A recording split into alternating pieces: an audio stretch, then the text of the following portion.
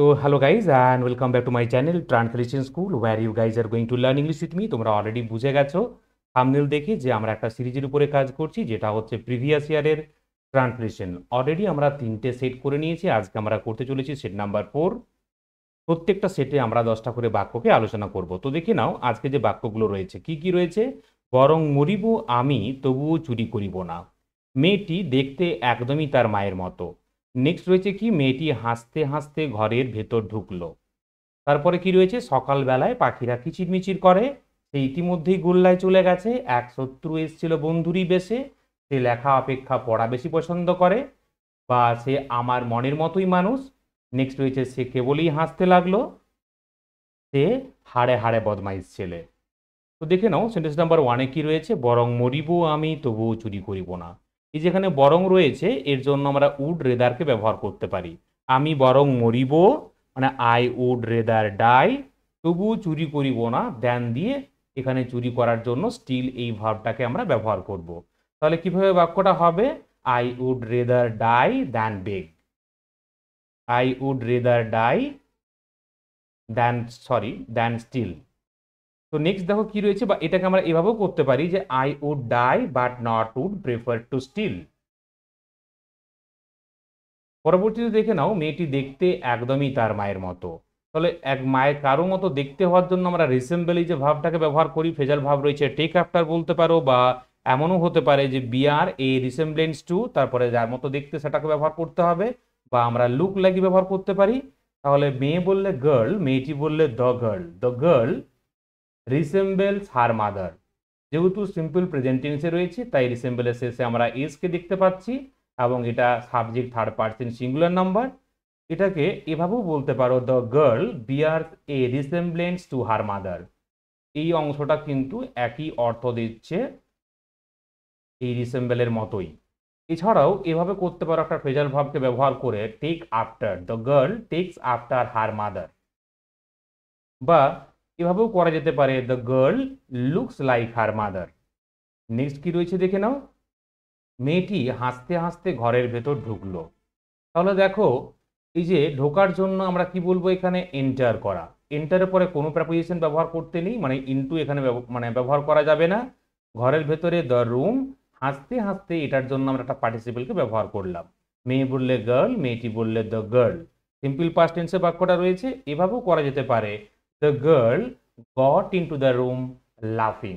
তো দেখো এখানে গেটের পরে কিন্তু প্রেপোজিশন ব্যবহার করা হয়। তো আমরা এখানে গট ইনটু বা গট ইন বলতে পারি, বা এভাবেও বলা যেতে পারে, the girl set foot in the room লাফিং। সকালবেলায় পাখিরা কিচিরমিচির করে। কিচিরমিচির করার জন্য আমরা কিন্তু বলতে পারি টুইটার বলতে পারি, চার্ট বলতে পারি, চেটার বলতে পারি। সকালবেলার জন্য ইন দ্য মর্নিং, পাখিরা বললে বার্ডস হয়ে যাবে। তাহলে কি হবে না, birds Twitter in the morning.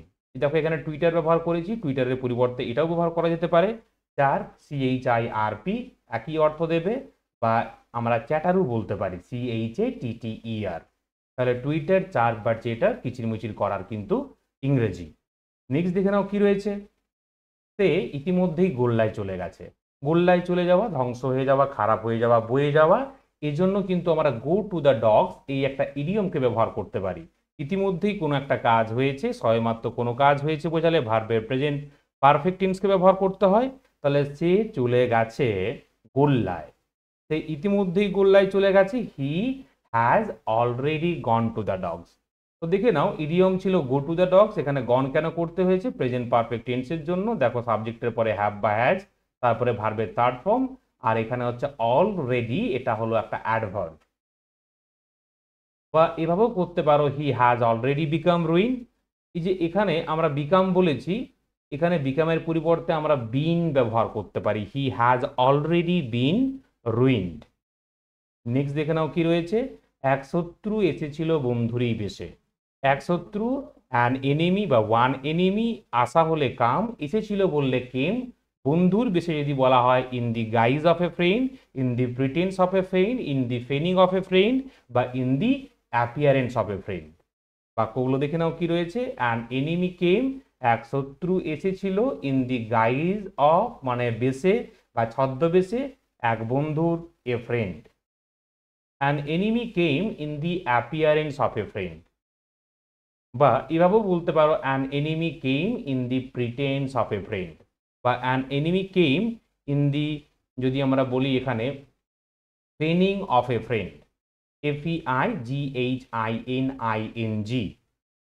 তাহলে আমরা 3 রকম 4 রকম ভাবে কিন্তু একটা বাক্যকে করতে পারছি। এরপরে কি রয়েছে দেখে নাও, সে লেখা অপেক্ষা পড়া বেশি পছন্দ করে। তাহলে দেখো এই যে পছন্দ করার জন্য কি বা বাক্যের ভাব কি রয়েছে, পছন্দ করা। কে পছন্দ করে, পছন্দ করা কাজটা করে সে, তাহলে সে হলো সাবজেক্ট। তাহলে হি লাইকস বা হি প্রেফার্স, বাক্য দেখে নাও কি রয়েছে না, হি likes reading better than writing. এই যে আমরা বেটার দেন এটা ব্যবহার করছি কিসের জন্য, এই যে অপেক্ষা। তো এখানে বেটার দেনের পরিবর্তে আমরা কিন্তু মোর দেনও ব্যবহার করতে পারি, he likes reading more than writing বা বেটার দেন রাইটিং। আবার যদি প্রেফার ব্যবহার করি তাহলে কি করব না, he prefers reading to writing. দেখো প্রেফার ব্যবহার করলে সেখানে কিন্তু আর আমরা দেনকে ব্যবহার করছি না, এখানে প্রেফারের পরে অ্যাপ্রোপ্রিয়েট প্রিপোজিশন টু কে ব্যবহার করতে হয়। নেক্সট কি রয়েছে দেখে নাও, সে আমার মনের মতোই মানুষ। তাহলে সে হয় আমার পছন্দের মানুষ বা মনের মতো মানুষ, মানে a man of my liking. এটাকে এভাবেও বলতে পারো, he is a man after my heart. দুটো কিন্তু একই অর্থ দেবে। নেক্সট দেখো কি রয়েছে 9 নম্বরে, সে হাড়ে হাড়ে বদমাইশ ছেলে। হাড়ে হাড়ে বললে আমরা বলবো টোটালি, থরলি, মানে পুরোপুরি বদমাস, কমপ্লিটলি যাকে বলবো। তো এই হাড়ে হাড়ের জন্য আমরা কিন্তু টু দ্য ব্যাকবোন এই একটা ইডিয়মকে ব্যবহার করতে পারি। আর বদমাস বললে আমরা কি বলবো, উইকেড বলবো। তাহলে সে হয় বদমাস, he is wicked to the backbone. বা এভাবে করতে পারো যে he is wicked in every respect. এখানে এভরির পরিবর্তে মেনিও বলতে পারি আমি, he is wicked in many respect বা এভরি রেসপেক্ট, বা he is wicked to the backbone. এই যে টু দ্য ব্যাকবোন রয়েছে এটা একটা ইডিয়ম যার অর্থ হচ্ছে কি গিয়ে কমপ্লিটলি, থরলি বা টোটালি। নাম্বার 3 বা যেটা লাস্টে রয়েছে, সে কেবলই হাসতে লাগলো। এই কেবলের জন্য আমরা কিন্তু অনলি বা আমরা জাস্ট বা আমরা মেয়ারলি ব্যবহার করতে পারি। তো কি হবে পুরো বাক্যটা, হি ডিড নাথিং বাট লাভ। এভাবেও তোমরা করতে পারি যে হি লাভড অনলি বা হি জাস্ট লাভড, বা এভাবেও করতে পারো হি ডিড নাথিং আদার দেন লাভ। একই অর্থ দিচ্ছে। অলরেডি আমরা 10টা কমপ্লিট করলাম, সহজভাবে সরলভাবে প্রেজেন্ট করার চেষ্টা করলাম। কেমন লাগলো অবশ্যই কমেন্ট করে জানাবে। Thank you very much for watching the video.